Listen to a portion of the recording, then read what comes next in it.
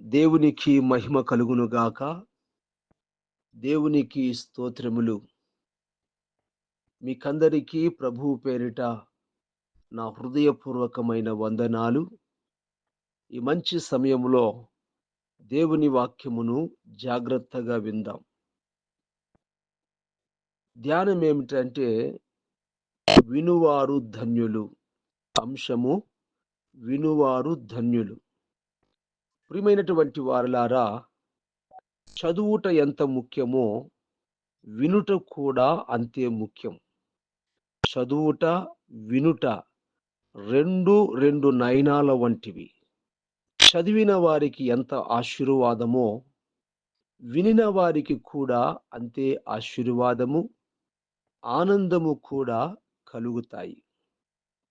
మరో విషయం ఏంటంటే, చదువుకున్న వారు చదవగలుగుతారు, కానీ చదువు రాని వారు వినగలుగుతారు.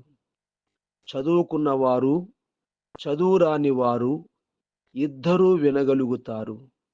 వినుటకు విద్యతో నిమిత్తము లేదు. యేసుక్రీస్తు మంచి ప్రబోధకుడు. ఈ విషయము మానవ కోటికంతటికు తెలుసు.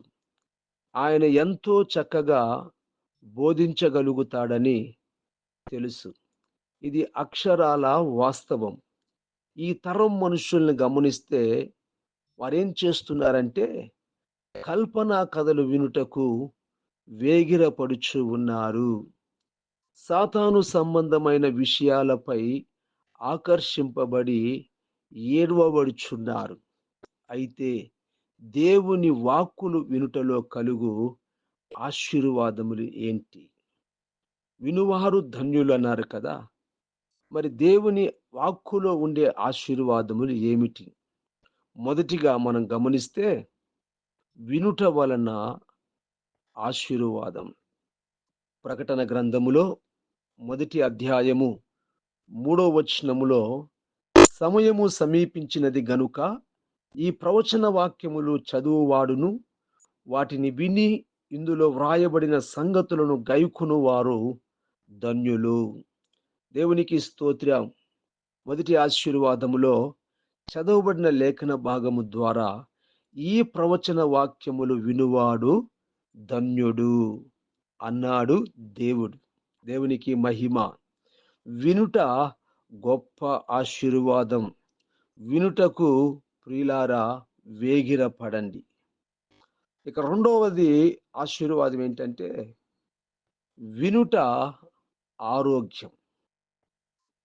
అందుకే నిర్గమకాండములో 15వ అధ్యాయం 26వ వచనములో, మీ దేవుడైన యెహోవా వాక్కును శ్రద్ధగా విని ఆయన దృష్టికి న్యాయమైనది చేసి ఆయన ఆజ్ఞలు ననుసరించి నడిచిన ఎడల, దేవునికి మహిమ కలుగును గాక, నేను ఐగుప్తులకు కలగజేసిన రోగములను ఏదియు మీకు రానియను, నిన్ను స్వస్థపరచు యెహోవాను నేనే అనెను.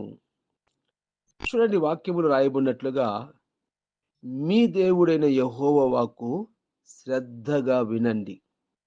అలా మీరు జరిగిస్తే, ఆ విధముగా విని మీరు నడిపించబడితే, ఐగుప్తులకు కలగజేసిన రోగములలో ఏది మీకు రానియను అని దేవుడు అంటున్నాడు. వినుట అంటే అనారోగ్యానికి స్వస్తి చెప్పి ఆరోగ్యానికి ఆహ్వానము పలకడం. కాబట్టి వినుట ఆరోగ్యదాయకం అని మరిచిపోవద్దు. వినుటకు వేగురపడు. ఇక మూడవ ఆశీర్వాదము వినుట జీవం. అందుకే యెషయా గ్రంథములో 55:3వ వచనములో, చెవియొగ్గి నా యొద్దకు రండి, మీరు వినిన ఎడల మీరు బ్రతుకుదురు, నేను మీతో నిత్య నిబంధన చేసేదను, దావీదునకు చూపిన శాశ్వత కృపను మీకు చూపుదును. హల్లెలూయా. చూడండి, మీరు వినిన ఎడల బ్రతుకుదురు. ఆమేన్. ఎప్పుడు బ్రతుకుతామంటే, దేవుని మాటను శ్రద్ధగా వినుట వలన బ్రతుకుతాం. ఎందుకంటే ఆయన మాటలో జీవమున్నది. ఆయన మాటలు బ్రతికించు మాటలు, బాట చూపించు మాటలు. యేసయ్య మాట విని మృతుడైన లాజరు సమాధి నుండి లేచి వచ్చి ఆయన ముందు హాజరయ్యాడు. మట్టుకే కాకుండా మరి చనిపోయినటువంటి యాయీరు కుమార్తె కూడా ప్రభు మాట విని మరి స్తోత్రం లేచింది. లాజరు వలె ఆ యొక్క యాయీరు కుమార్తె వలె మనము కూడా జీవము పోసుకుంటాము. కనుక వినుటకు వేగిరపడు. ఇక 4వదిగా మనం గమనిస్తే వినుట వలన విశ్వాసం. రోమాపత్రిక 10వ అధ్యాయములో 17వ వచనము, కాగా వినుట వలన విశ్వాసము కలుగును, వినుట క్రీస్తును గురించిన మాట వలన కలుగును. ఆమేన్. కాగా వినుట ద్వారా విశ్వాసము కలుగును. యేసయ్యను గురించినటువంటి మాట, దేవుని మహోన్నతమైన కార్యాలు అవిశ్వాసికి విడ్డూరంగా నమ్మశక్యము కాకుండా ఉంటాయి. ఇలాంటి వాళ్ళు దేవుని వాక్కులు వినుట ద్వారా వీరిలో విశ్వాసము ప్రబలి అభివృద్ధి చెందుతారు. దేవునికి స్తోత్రములు కలుగును గాక. కాబట్టి అనేక మందికి మనం ఏం చేయాలా? ఆ స్తోత్రం, దేవుని నమ్మని వారికి, అవిశ్వాసులకు మనము సువార్తను ప్రకటించాలి. అందుకే పౌలు సువార్తను గురించి నేను సిగ్గుపడువాడను కానంటున్నాడు. అయ్యో, సువార్తను ప్రకటించకపోయిన ఎడల నాకు శ్రమ అంటూ ఉన్నాడు. కాబట్టి అనేక మంది వద్దకు వెళ్ళి ఇటువంటి విశ్వాసము కలిగే క్రీస్తును గురించిన మాటలు చెప్పి వారిని ప్రభు యొద్దకు తీసుకొచ్చుటకు ఆత్మదేవుడు నీకు సహాయము దయచేయునుగాక. కనుక ప్రియమైన దేవుని జనమా, మరి బైబిల్ గ్రంథములో ఒక విచిత్రమైన మాట ఉంది. ఈ మాట చదివినప్పుడల్లా నాకు భయము కలుగుతూ ఉన్నది. రాబో దినములలో దేవుడు ఒక క్షామము అనగా కరువు కలిగిస్తాడని అన్నాడు. అది అన్నము లేకపోవటం వలన కలిగేది కాదు, నీళ్లు దొరకనందున కలిగేది అసలే కాదు.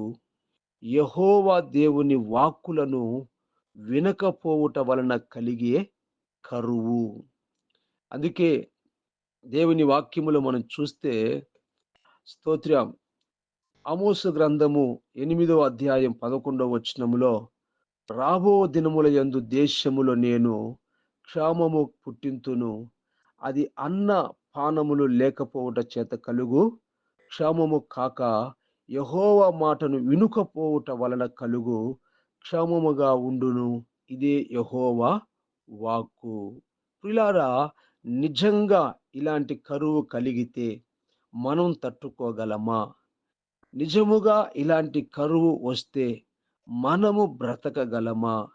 బైబిల్ గ్రంథములో ప్రస్తావింపబడిన కరువులన్నింటిలో ఇది అతి భయంకరమైన కరువు. మన ఆధ్యాత్మిక ఆకలి దప్పులు తీరని రోజులు అవి. అలాంటి భయంకర దినములు రాక పూర్వమే దేవుని పవిత్ర వాక్కులు విని వాటిని హృదయములో పదిలపరుచుకొని ఆశీర్వాదము పొందు.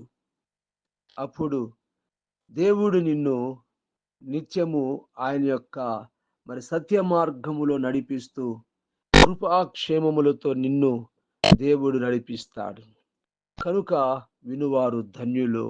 వేటిని వింటే ధన్యులంటే దేవుణ్ణి గురించినటువంటి మాటలు వినుట వల్లనే ధన్యులవుతాము, ఆశీర్వదించబడతాము. కాబట్టి జాగ్రత్తగా దేవుని వాక్యాన్ని మరి పరిశీలించి మరి ధ్యానించి నీవు అనేక సంగతులు తెలుసుకోవాలి. అందుకే దావీదు అంటున్నాడు, నీ ధర్మశాస్త్ర గ్రంథమందు ఆశ్చర్యమైన సంగతులు చూచున్నట్లుగా నా కనులు తెరువు ప్రభు అంటూ ఉన్నాడు. నిజముగా ఆయన అంటున్నాడు ఇంకో మాట, నీ వాక్కులు ధ్యానిస్తూ ఉన్నప్పుడు క్రొవ్వు మెదడు దొరికినంత ఆనందము కలుగుతూ ఉన్నది అంటూ ఉన్నాడు. నిజమే. మరి ఒక రాజుగా ఉన్న వ్యక్తి ఆ విధముగా సమయం వెచ్చించి మరి దేవుని సన్నిధికి వెళ్ళి దేవుని మాటలు వింటూ చదివి ధ్యానించగలుగుతూ ఉన్నాడంటే మరి ఆశ్చర్యమైన సంగతులు చూచేటట్లుగా నా కనులు తెరవమంటున్నాడంటే, మరి మనం ఎలా ఉంటూ ఉన్నాము? ఒకసారి మనం ఏం చేయాలా? పరిశీలించుకోవాలి. కాబట్టి వినువారు ధన్యులు. వినుట కొరకై వేగిరపడి విన్న లేఖనాలను నీ హృదయంలో నిత్యం ఏం చెయ్యి? తలపోసుకుంటూ ధ్యానిస్తూ ధన్యుడవు కమ్ము. దేవుడి మాటలను దీవించును గాక. ఆమేన్. మహోన్నతుడవైన మా తండ్రి, సర్వాధికారి, నీకు వందనాలు చెల్లిస్తూ ఉన్నాను. రోజు ధ్యానాంశము వినువారు ధన్యులు నాయన. ఈ లేఖనాల ద్వారా మీరు మాతో కొన్ని విషయాలు మాట్లాడారు. అయా వినుట ఆశీర్వాదమని, అయా వినుట జీవమని, వినుట విశ్వాసమని, నా తండ్రి నా ప్రభువా స్తోత్రము నాయన. అయా నాయన వినుట నా తండ్రి స్తోత్రము నాయన. అది ఎంతో ధన్యతని శ్రీ ప్రభు మాతో మీరు మాట్లాడిన ప్రతి లేఖనాలు మాలో నాయన పల్లింప చేయండి. అనుదినము మేము కూడా నాయన వినుటకు, అలాగే తండ్రి నాయన చదువుటకు, అలాగే నా ప్రభువా అయా వాటిని నాయన స్తోత్రం ఇతరులకు ప్రకటించుటకు కావలసిన కృపను మాకు దయచేయమని, ఈ లేఖనాలు వింటున్న ప్రతి ఒక్క బిడ్డ మీద అయ్యటి ఆత్మను ప్రభువ మీరు నాయన ఉంచి నడిపించమని, ప్రభువా నిజముగా ఒక భయంకరమైనటువంటి కరువు రాబోతూ ఉన్నది. వాక్యపు కరువు నాయన. ఆ దినాలలో మేము తండ్రి విన్న వాక్కులను అయా నా తండ్రి హృదయములో పదిలపరుచుకొని ఆశీర్వదించబడ్డానికి కావాల్సిన కృప దయచేయమని, బలహీనులను రోగులను ముట్టి స్వస్థపరిచి ఆధ్యాత్మికంగా నీ బిడ్డలను ప్రభు నాయన నడిపించమని యేసు నామమున ప్రార్థిస్తున్నాను తండ్రి. ఆమేన్. ఆమేన్. ప్రభు కృప, తండ్రి ప్రేమ, పరిశుద్ధాత్ముని యొక్క నిత్య సహవాసము సదా మనకందరికి తోడయుండును గాక. ఆమేన్. ఆమేన్.